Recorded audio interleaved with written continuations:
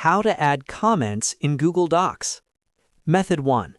Highlight the text, then click the comment icon on the right. Type your comment and click Comment. Method 2. Highlight the text, go to the toolbar, and click the Add Comment button. Type your comment and click Comment. Method 3. Highlight your text, then go to Insert and select Comment. Enter your comment and click Comment. Method 4. Highlight the text and use the keyboard shortcut Ctrl+Alt+M. Type your comment and press Comment. Method 5. Highlight the text, then right-click or double-tap on a Chromebook and select Comment. Type your comment and click Comment to add it. And that's it. 5 simple ways to add comments in Google Docs.